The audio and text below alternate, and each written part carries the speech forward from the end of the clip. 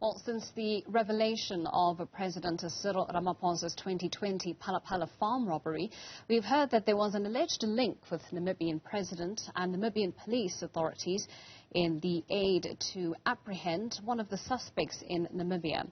However, since then, both the President and the police have refuted any claims of improper involvement in the case. Now, on Thursday, Namibian police released a statement detailing their version of events in the apprehension of the suspect. For more on this, we speak to journalist at the Namibian, Shellygan Petersen. Shellygan, thank you so much for your time and thank you for joining us this morning. What is the latest coming out of Namibia concerning this Phala Phala Farmgate incident? We just had a conversation with our own Professor Sipho Siepe about Namibian police having to cancel that preservation order because of a lack of cooperation with South African authorities on our end. Are those some of the struggles that are being noted by institutions and authorities in Namibia on this matter?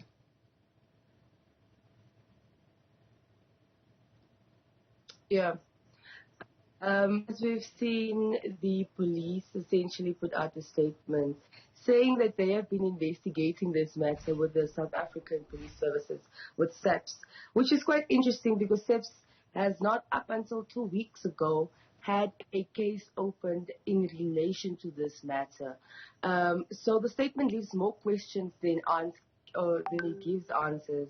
I mean, they said the President of South Africa said it clearly. Cyril Ramaphosa said he did not open a case. So it's quite interesting to see there that he said that they have been investigating this matter with the South African police. They also confirmed that they did meet with the South African authorities in no man's land, which is also quite interesting because in the same statement, they said the investigations went dry because there was no cooperation with the South African police or from South African authorities. Yet they say they've been investigating and they met with someone from the South African authorities. So there are key details here that is quite missing and sort of leaves questions and answers as to what really happened. As you said, they said that the investigation ran dry because they reached out to the Ministry of Justice and to the Ministry of Justice in South Africa, and they didn't receive any feedback. That's quite interesting because our Prosecutor General essentially said that they reached out to different authorities within the South African law enforcement space. So it being your Prosecutor General and your South African police, and saying none of them worked or none of them assisted. Yet our police is now saying that they have been assisting and we are currently investigating this matter. So that is what we're getting out of the police, but it leaves more questions than answers, the statement essentially.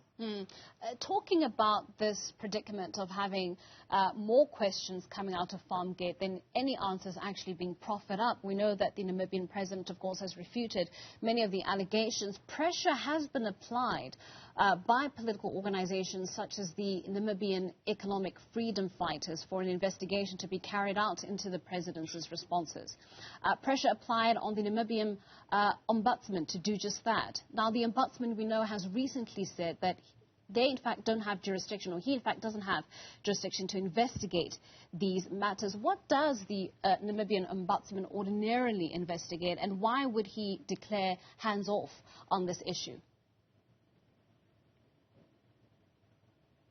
Okay, if you look at different parts of society, in fact, let me be honest, there's been absolutely no pressure on the president to sort of say anything. The pressure came from the media, the local and the South African media, who constantly queried about the matter, which also pushed our president to essentially speak about the matter, because the first moment when we started asking questions to the president, he didn't want to speak.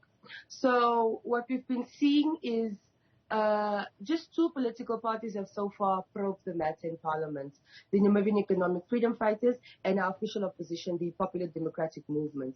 So both of them have posed questions. The NEFF took it to the Ombudsman.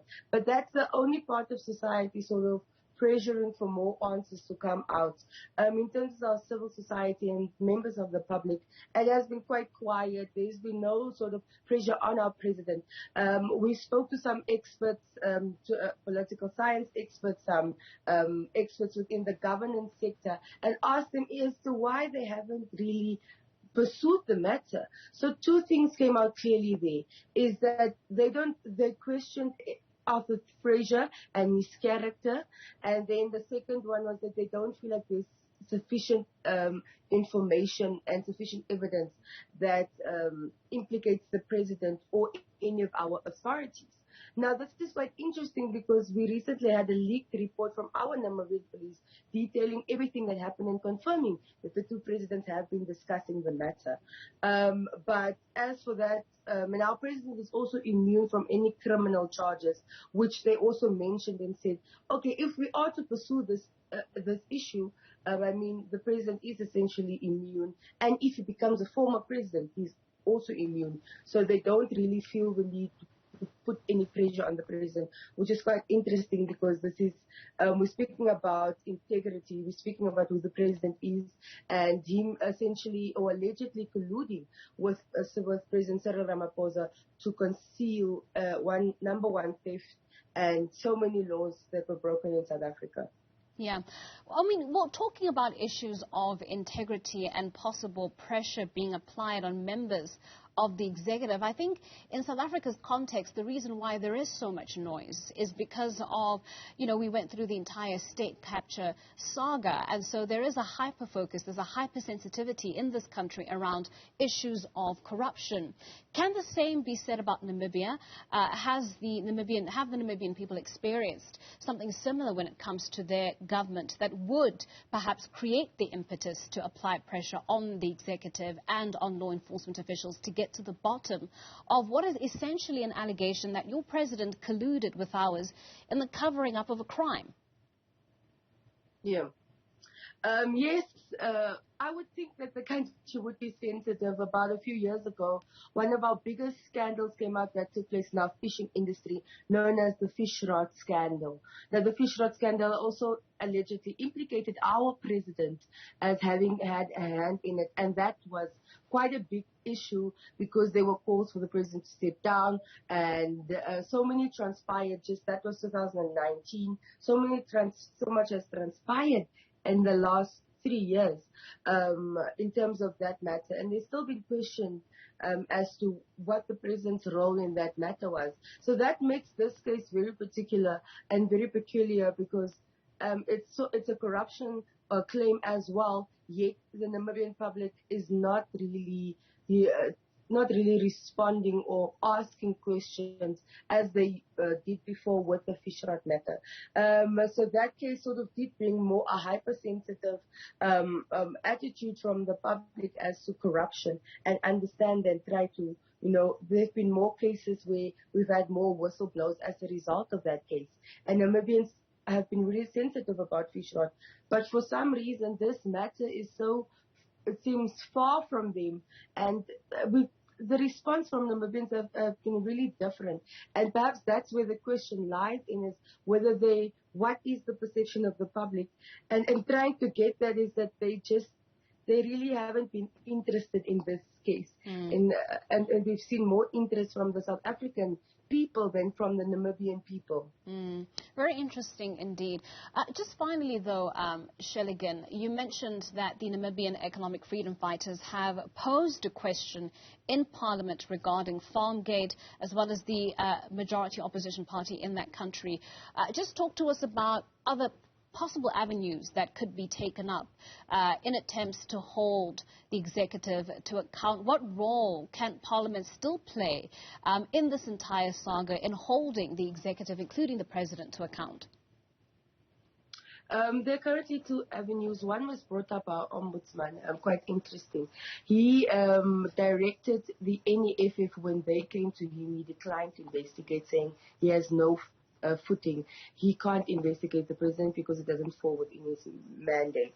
Now, other avenue he gave was for the president to be impeached.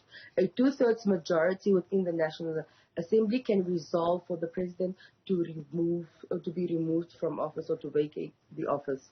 That's a possible avenue. However, our ruling party, where our president is the head of, is currently the majority in the room and does have about I think it's 2 seats short of having the majority within the National Assembly. That's number one.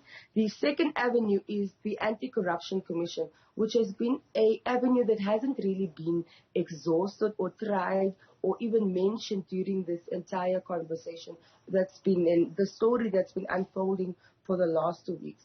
Our Anti-Corruption Commission essentially has the duty to, especially when it comes to public office bearers, which our president is, to investigate anything linked to any criminal charges, especially when it comes to using the office for self-gratification. And that's an avenue that hasn't been discussed, but it definitely is an available avenue.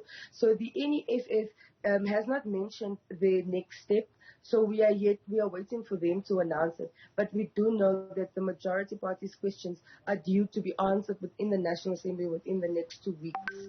So that is yet to play out. So that is the only next development that we see in this case. Otherwise, it's been quite quiet here in terms of any action being taken. And the police saying that they're investigating is quite interesting because they reached a dead end. So and that's what they said. So we are yet to see what's going to happen next.